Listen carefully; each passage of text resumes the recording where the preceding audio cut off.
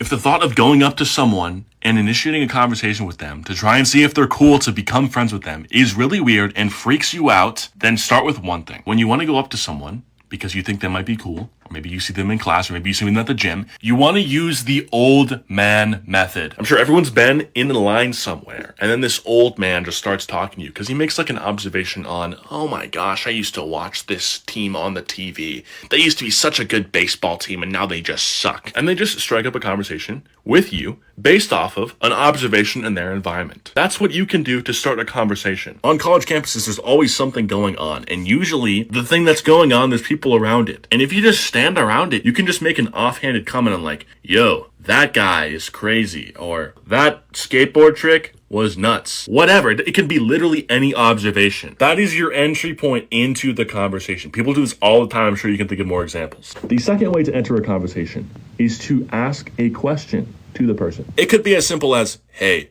I'm new here. I don't know where the library is. Can you help me? People love to help other people. It makes them feel important. You can capitalize off of that. You can ask a question about the person, like, hey, where'd you get those shoes? Those are really cool. That's a compliment. That's goodwill, positive in the very first part of the interaction. And then you also or ask them a question to make them talk to you and say something back to you. And boom, they answer the question and now you're off to the races. Let's just say you compliment one of their pieces of clothing. Well, you can be like, hey, well, where'd you get that from? A lot of times if it's a girl on a college campus and they actually have a cool piece of clothing, they probably thrifted it. And they tell you, oh, I got it from this thrift store. And then you're like, oh, what thrift store? I've been trying to go thrifting more often, or whatever the heck you're going to take this conversation with. And all of a sudden, you're just off to the races. 75% of the time when you guys do this, the conversation is going to go nowhere. This person's not going to be your friend. But this is a great start, because 1 out of 4 of these conversations is going to go a lot better than the previous ones. You're going to find out you have similarities. Maybe you're from the same state. Maybe you grew up in the same type of environment. You have similar parents. You have the same number of siblings. Maybe you enjoy doing the same hobbies. You both go to the gym. You both like doing Pilates, whatever it is. And boom, that's one thing you can do with each other. Ask for their number or Instagram or Snap